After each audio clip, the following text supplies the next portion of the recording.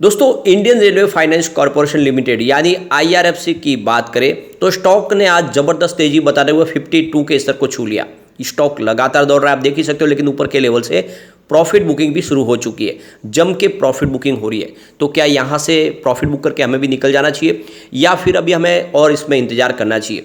यहाँ पे mutual fund और एफआई का क्या रुझान है इन स्टॉक के अंदर? रेलवे के स्टॉक में क्या वो खरीदारी कर रहे हैं या फिर यहाँ पे वो इस समय खरीदारी से बच रहे या फिर प्रॉफिट बुक करके निकल रहे, जानने की कोशिश करेंगे इस वीडियो के माध्यम से। इसके अलावा सरकार ने जो रेलवे स्टेशन के डेवलपमेंट के लिए एक बड़ा यहाँ पे अनाउंसमेंट किया प्रोजेक्ट की, और अमृत भारत स्टेशन के कौन से स्टेट को कितनी यहाँ पे अमाउंट मिलने वाली है और कौन से स्टेशन रीडेवलप होंगे, वो सारी बातें जानेंगे। और जो बड़ी बात है कि रेलवे के स्टॉक में जो तेजी का दौर शुरू हुआ है, क्या ये लंबा चलने वाला है या फिर यहाँ पे भारी गिरावट की संभावना बनेगी? आईआरएफसी की बात करें तो आईआरएफसी ने पिछले दिनों लोगों को बहुत ज़्यादा मायूस किया। स्टॉक के अंदर तेजी नहीं बन पा रही थी, भले ही फंडामेंटली कंपनी बहुत मजबूत थी लेकिन स्टॉक नहीं बढ़ रहा था। लेकिन अब इसने दौड़ना शुरू किया तो एक तरफा दौड़ता, और ये बात मैंने आपको लगातार बताई थी कि जब भी रेलवे के स्टॉक दौड़ते तो वो एक तरफा दौड़ते, चाहे आप आईआरसीटीसी को देख ले या फिर आरवीएनएल को देख ले। तो अब आईआरएफसी का नंबर लगा तो ये भी दौड़ेगा जरूर, लेकिन बीच बीच में प्रॉफिट बुकिंग तो आएगी, स्टॉक नीचे भी आएगा। तो यहाँ पे बहुत सारी बातें जिसको इस वीडियो के माध्यम से डिस्कस करेंगे और जानने की कोशिश करेंगे क्या इस समय में निवेश करना चाहिए। लेकिन फ्रेंड, उससे पहले अगर आप पहली बार हमारे चैनल पे आए तो चैनल को सब्सक्राइब कर दीजिए, एक बेल आइकॉन दबा दीजिए ताकि जब भी नया वीडियो बने पहला नोटिफिकेशन आपको मिले। वीडियो पसंद आए तो लाइक से जरूर कीजिए। चलो फ्रेंड्स, वीडियो स्टार्ट करते हैं। मैं हूँ आपका दोस्त एसबी दवे और हमारे अपने चैनल ऑनलाइन कमाई में आपका बहुत बहुत स्वागत है। अभी 11 के आसपास का टाइम है। अभी देख सकते हो कि बीएसई सेंसेक्स आज दबाव में है, 65,937 के स्तर पे 0.024% की गिरावट है। वैसे तो फ्लैट ट्रेड कर रहा है बाजार और अपनी डायरेक्शन को तलाश रहा है। यहाँ पे जो सबसे बड़ी प्रॉब्लम है वो है एफआई की। एफआई बाजार में लगातार बिकवाल बने हुए काफ़ी समय से। इस महीने में उन्होंने एक बार भी पॉजिटिव खरीदारी नहीं की है। कल उनकी बिकवाली काफ़ी बड़ी थी, आप देख सकते उन्होंने 11,709 रुपीज़ का नया इन्वेस्टमेंट किया, लेकिन सामने 13,602 रुपीज़ की उन्होंने बिकवाली कर दी। इस तरह से उनका जो बिकवाली का आंकड़ा निकल कर आ रहा है 1,892 रुपीज़ का है। ज़बरदस्त बिकवाली की, और इस महीने में उन्होंने 4,737 रुपीज़ की बिकवाली कर दिया। यानी एफआई इस समय लगातार प्रॉफिट बुक कर रहे। पिछले 2-3 महीने में उन्होंने खरीदारी की और अब इस महीने अगस्त के महीने की शुरुआत से ही वो लगातार बिकवाल बने और इसी वजह बाजार में कोई खास बड़ी तेजी की संभावना इस समय नहीं दिखाई दे रही है। लेकिन बाजार को जो सपोर्ट मिल रहा है थोड़ा बहुत वो है डीआई की तरफ से। कल डीआई ने 7,491 रुपीज़ का नया इन्वेस्टमेंट किया, लेकिन सामने 6,410 रुपीज़ की बिकवाली की। इस तरह से उनका जो खरीदारी का आंकड़ा निकल के आ रहा है वो 1,080 करोड़ रुपीज़ का है, और इस महीने में उन्होंने 4,210 रुपीज़ की नई खरीदारी कर ली है। यानी जितनी बिकवाली अगर हम एफआई की तरफ से हो रही है तो उतनी ही डीआई की तरफ से खरीदारी हो रही है, इसीलिए बाजार को एक तरह से बैलेंस बना हुआ इस समय। अब यहाँ पे अगर हम बात कर रहे हैं आईआरएफसी की, तो सुबह की शुरुआत 51.25 पर हुई। शुरुआत पॉजिटिव हुई क्योंकि क्लोजिंग कल की 49.75 के आसपास थी, और देख सकते हो कि 52 का इसने हाई बना दिया। यानी सुबह सुबह काफ़ी अच्छी बड़ी खरीदारी हुई है जिसकी वजह से 52 का हाई बन गया। लेकिन उसके बाद में यहाँ पे दबाव दिखने लगा, प्रॉफिट बुकिंग हावी हुई। 49.40 का इंट्राडे में लो बना है। अभी 11 बजे के आसपास का टाइम है। स्टॉक 50.60 के आसपास है, जहाँ पे 1.71% की तेजी बनी हुई है। तो तेजी तो बनी हुई है, लेकिन जिस तरह से बाजार में माहौल निगेटिव बना हुआ है, बाजार दबाव में, हो सकता है यहाँ पर भी प्रॉफिट बुकिंग हावी हो। वॉल्यूम तो बहुत ज़बरदस्त है। पिछले एक महीने पहले इसका 13 करोड़ का वॉल्यूम था, 3 करोड़ की डिले उठाई गई थी। 1 वीक पहले 35 करोड़ का वॉल्यूम था, 7 करोड़ की डिले उठाई गई थी।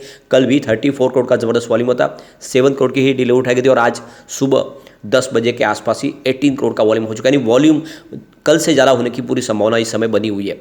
आप इसकी परफॉर्मेंस को देख सकते हो, पिछले एक साल के हिसाब से इसने 138% का बम्पर रिटर्न दे दिया है। जो स्टॉक 20 के आसपास था वो इस समय 50 के आसपास है।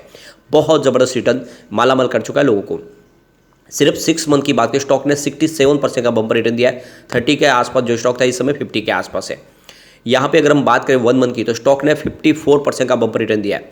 32 के आसपास की प्राइस थी, आप ये देख ही सकते हो, स्टॉक 50 को क्रॉस कर गया है। तो बेहतर रिटर्न लगातार मिल रहा है।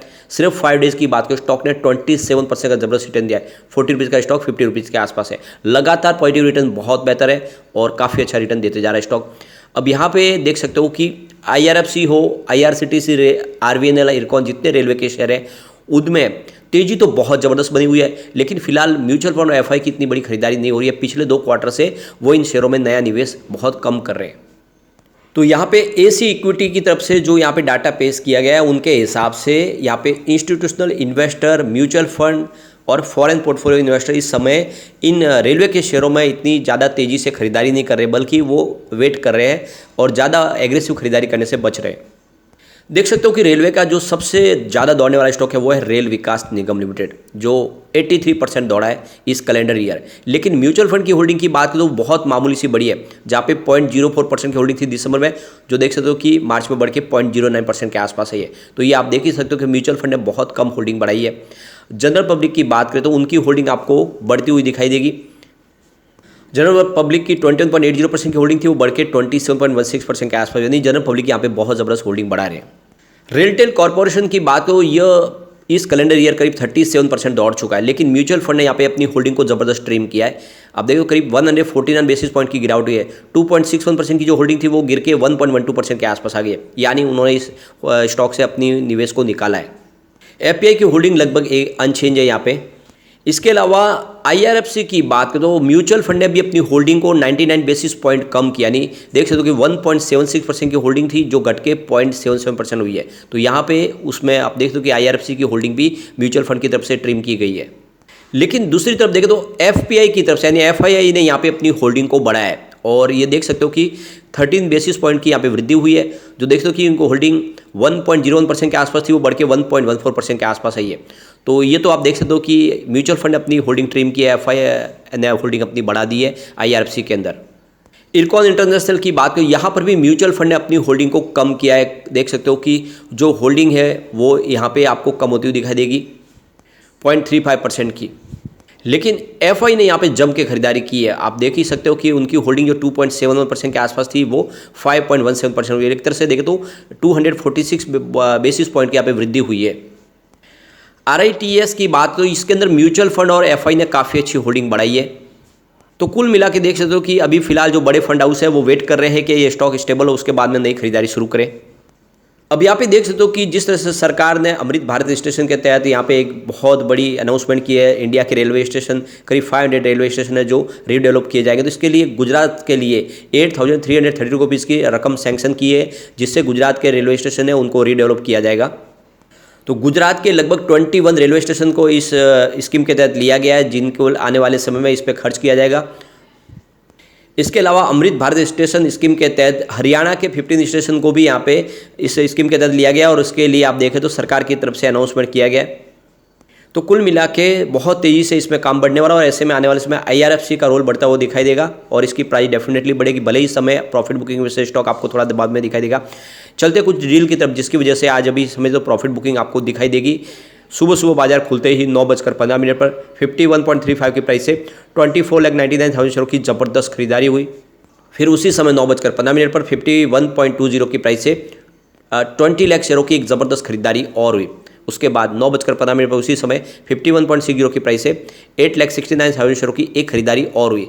लेकिन उसके बाद 9:15 पर उसी समय 51.50 की प्राइस से ही 70,86,000 शेयरों की बिकवाली हुई। फिर उसी समय 9:15 पर 51.50 की प्राइस से 10,60,000 शेयरों की एक बिकवाली और हुई। उसके बाद 9:16 पर 51.65 की प्राइस से 10 लाख शेयरों की एक बिकवाली और हुई। उसके बाद 9:17 पर 50.85 की प्राइस से 8,84,000 शेयरों की एक प्रॉफिट बुकिंग और हुई।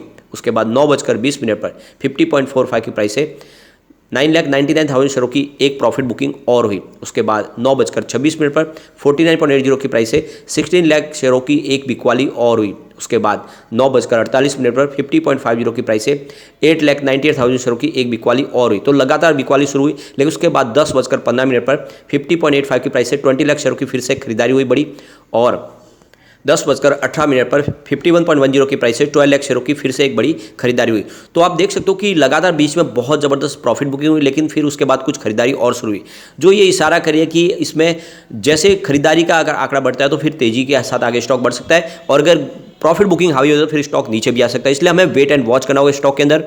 लेकिन जो शॉर्ट टर्म इन्वेस्टर है उनको अच्छा प्रॉफिट मिल रहा है तो वो प्रॉफिट बुक कर सकते हैं, क्योंकि हो सकता है प्रॉफिट बुकिंग से स्टॉक नीचे आए। लेकिन जो लॉन्ग टर्म इन्वेस्टर है उनको बने रहना है, बहुत जल्द स्टॉक 3 डिजिट को क्रॉस कर सकता है। लेकिन फ्रेंड, कोई भी इन्वेस्टमेंट करने से पहले अपने फाइनेंशियल एडवाइजर से बारे में ले ले या अपना खुद का रिसर्च करें, क्योंकि मैंने वीडियो आपके एजुकेशनल पर्पज़ के लिए ही बनाया। वीडियो पसंद आए तो लाइक से जरूर कीजिए और चैनल को सब्सक्राइब कर दीजिए। Thank you friends.